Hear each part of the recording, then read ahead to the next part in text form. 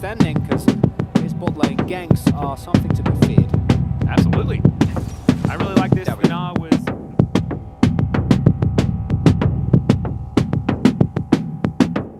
Game number 1. Liv Sandbox taking on T1. Anything or going for any invades. 1 camp advantage there for the horse, which is to be expected. And you say that, you know, farm junglers aren't necessarily as popular as Ice. Gonna get bound up here. Peacemaker comes on in. Slight cancel of an order. As I was going to say... Oh, never mind. Faker taking a bit of damage there in the mid lane.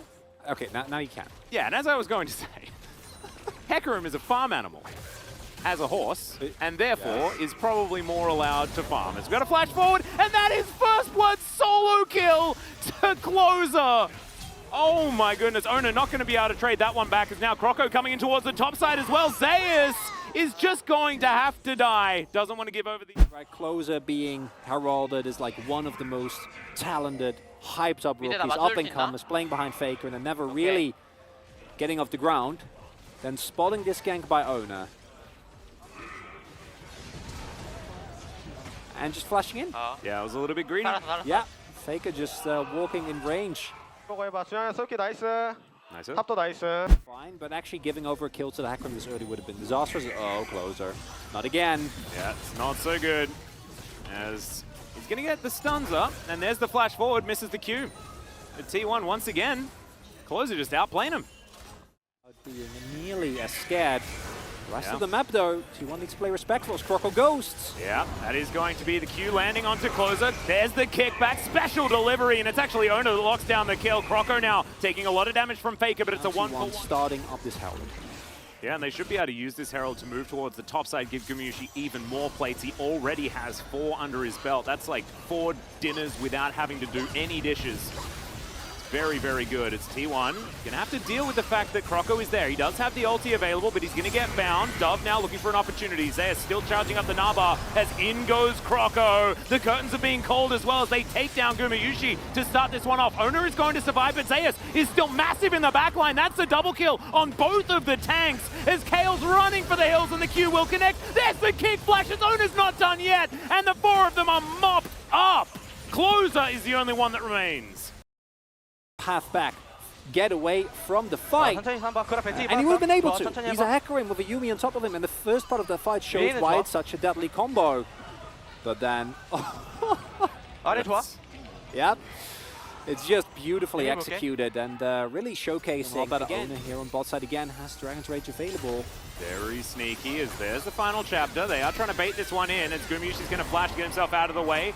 Onslaught comes on in as Croco gets rid of Gumayusi from this fight. Closers come down though, so the man advantage there for Liv Sandbox. The kickback not really going to do too much as Gumayusi's doing some alcove gaming that he really does not want to. Wants to get a kill back onto Croco, but will fail to do so as Liv Sandbox clean up. If you can just fight each other. That's exactly right. As Croco's running forward for even more fighting, Chronicler, and he's just going to walk past Faker. The flash comes in, but he waits for it. It doesn't really matter. He is just going to helicopter down the man in the helicopter.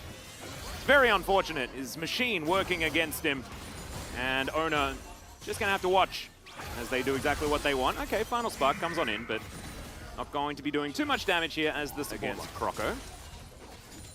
So I wonder which build Croco is going for as Dove. Yeah, that's a great double body slam as immediately the Valkyrie does have to come through. Faker's out of the fight, but can they find any more is going to be the question. The answer is yes on T1 side. They couldn't kill the mid laner and Gumayusi mops it up. And traded a little bit better. Do you think that's enough control wards in that brush? No.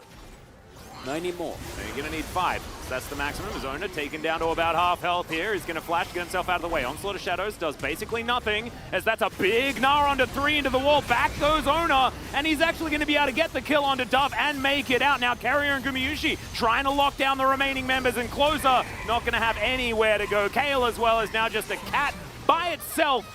And that is definitely not good news as T1 look to take down Shirley as well. And man, I don't know how this game has turned into such a snowball, but T1 have done it. If that's what Liv Sandbox keep looking for is, oh my goodness, all of the long range damage comes on in, and Ice is just out of this one. Overextending and allowing Dove to flank, right? Because if at any point there's a deep ward Or Croco gets into the back line. Yeah, Faker holding onto his flash though, as they're going to set themselves up. That is a fantastic gravity field as Faker will get taken down, and that is just a swift pick off. Faker focus down, but the rest of that team. This is not where Ice wants to be, as the Q is going to connect, and Ona, shouldn't have too much trouble dealing with this. Flashes after him, gets the kick, Q's going to land, and Ona will pick it up so easily. Faker fighting against Clozer here, and right now Clozer is winning out. Minion wave is what Faker's really concerned about, though, as the rest of T1 are rotating up. And Clozer, you're going to have to do some pretty interesting shenanigans to get yourself out of this one. Killing Faker is definitely a decent move, as yes, the TP could also work. Ona doesn't have his kick. And he's just going to see whether he can get himself a kill. Instead, he flashes, final spark comes in, and Clozer's just dead. So there are a few things that could have happened, but they didn't, as Gumayusi now trying to throw out some autos onto the horse. Absolutely everyone. And Zeus now actually on a face check here just a little bit. Croco and Dove not wanting to even fight it. They're like, this guy is too strong. Crush comes out, and the explosive cast comes on in. Ona looks for an opportunity as Dove is the target that they're looking for. Blast Cone gets Faker over there, and oh my god, the damage. Zeus going to finish that one off. Onslaught of Shadows used defensively is the worst feeling for a Hecarim player. And T1 think this is their opportunity for the Baron, and look, I would agree with them. Yeah, unfortunately, the Sandbox, it is, at this point in the game, looking for weird angles time. And I don't know if there's any flank that can help outlive Sandbox here. They don't have the wave clear. Not necessary either, because the poke from T1 is devastating. Faker doesn't even have his Ludens yet. Do you know what's looming here, Chronicler?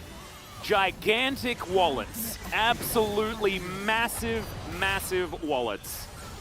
What item choices have been put down there. So a little bit of a shame as Croco thinks he's found Faker yet again. Goes for a little bit of a Valkyrie and then discovers he is really dead. Something that we might actually... Okay, no. It's the horse in the Thunderdome. Not exactly where he wants to be, and he's just going to get taken down. Carrier explodes on the backline, though, as Clozer is very scary. Gumayusi flashes into Ice, and that's a target that he actually wants to try and fight. Not going to be able to do so, though, as Zeus is the one tidying up. Ona's here as well. No one to safeguard, though, and he is going to... Oh, God, the boulder toss is just too much damage. And now it is Ona and Zeus looking for this opportunity as Clozer's like, oh, God, I don't know what I'm going to be able to do here, but... Doesn't have a kick. It doesn't actually matter. He's got a Q, and that is going to complete the ace. A messy fight for T1, but as we mentioned, I think they're going to have to oblige. Zeus throws out the ult for fun. It's on basically no cooldown, though. As Carrier misses the binding, Croco getting taken down relatively low. It is going to be the Mountain Soul, but can Live Sandbox find themselves a hero fight? Clozer getting closed in on here. Gravity Field is decent. Good light binding, but no follow-up. Croco's able to trot his way out. Q doesn't connect. Jonah Strong thought that one might happen, as there it is, the kickback onto Clozer, and they do manage to secure it. Oh my goodness, they can't even get the kill onto Ona here, as Faker once again is going to fall down. Dove up towards the top side, but just too weak to make his way out. Wanted to get the snipe onto Carrier, but the shields are just too big, and we just got a teleport from Zeus. He's like, yeah, nah, I'm kind of finished with this game, and he's going to look to take down these Nexus turrets. The rest of Live Sandbox are scattered to the wind. And Zeus now with a few more autos will be able to do it. Throws a house around as Croco has managed to make it back. And they haven't even done any damage to Zeus yet. Can he actually get the work done, as there's a good stun into the wall? Ice will get taken down as Gumayusi does so much work. If he puts a couple of autos into this Nexus, it's game over, but we're going to see if we can get a couple of kills before that one happens. Gumayusi doesn't want to really fight a fountain laser, but it seems like the only one that can do as much damage as him, and he'll settle for the Nexus. T1 managed to take down Live Sandbox.